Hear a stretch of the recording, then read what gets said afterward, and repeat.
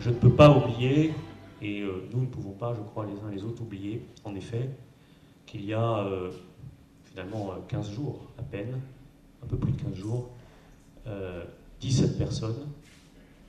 ont été en France, à Paris, sauvagement abattues. Des policiers, parce qu'ils étaient policiers, qu'ils faisaient leur travail, des juifs, parce qu'ils étaient juifs, ce qui nous ramène aux pires heures de notre histoire, et puis des journalistes, parce qu'ils avaient fait usage de leur liberté d'expression. En frappant d'ailleurs ces journalistes de Charlie Hebdo, ces dessinateurs, ces barbares, ces criminels ont frappé finalement la France dans ce qu'elle a de plus cher,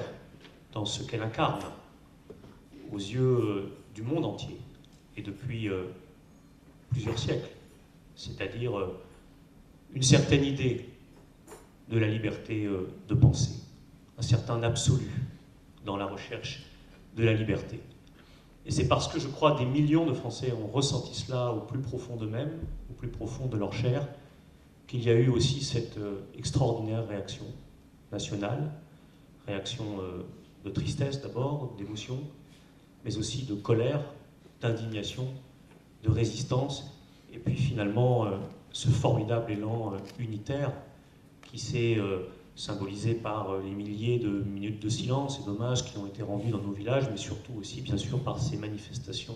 monstres du 11 janvier dernier. Cet esprit du 11 janvier 2015, il restera durablement, je l'espère, marqué dans nos mémoires, nos cœurs, nos esprits, et nous devrons en faire quelque chose pour ne pas oublier.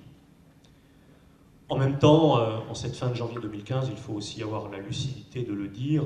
ce formidable élan national qui a eu lieu ne clôt pas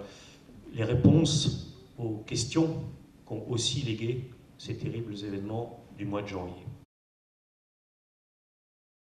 Le président de la République, le Premier ministre, le ministre de l'Intérieur, l'ensemble du gouvernement, je crois, ont été de façon remarquable à la hauteur de ces événements, de la vie générale des Français. Ils ont, à la fois dans leur réactivité, dans la qualité des décisions qu'ils ont prises, dans la façon dont ils ont exprimé le sentiment national dans ces heures sombres, répondu à l'attente de la communauté nationale. Et moi, je leur fais confiance pour, avec l'ensemble des parlementaires, finalement l'ensemble des hommes et des femmes politiques, des élus de ce pays, trouver dans les semaines et les mois qui viennent les réponses qui conviennent, c'est-à-dire être capable de monter notre niveau de prévention par rapport aux risques que nous encourons, que le pays encourt, tout en restant une démocratie attachée à ses libertés et à l'état de droit. Le Premier ministre a eu des mots très durs dans les jours précédents lorsqu'il a parlé d'apartheid territorial ou social. On peut d'ailleurs avoir des divergences sur l'utilisation des mots, mais il a pointé du doigt des réalités. Ces réalités, c'est qu'il y a dans notre République des territoires qui décrochent, des territoires qui se sentent abandonnés, relégués, qui considèrent finalement que la République n'accomplit pas non plus totalement la promesse qu'elle a inscrite au fronton de ses édifices, liberté bien sûr, mais aussi égalité et fraternité. Et député d'une circonscription à la fois urbaine, où ces problèmes existent, et rurale, je veux dire ici que ce sentiment de relégation, de décrochage, il existe partout. Il existe bien sûr dans les quartiers dits sensibles, j'en ai dans ma circonscription, mais il existe aussi parfois dans certaines parties de notre territoire rural. C'est une question que nous avons devant nous et qui renverra bien sûr à la question de savoir ce que nous pouvons faire du point de vue de nos choix économiques, de la lutte contre les inégalités. Et donc, vous le voyez, finalement, en cette fin janvier, reviennent aussi des questions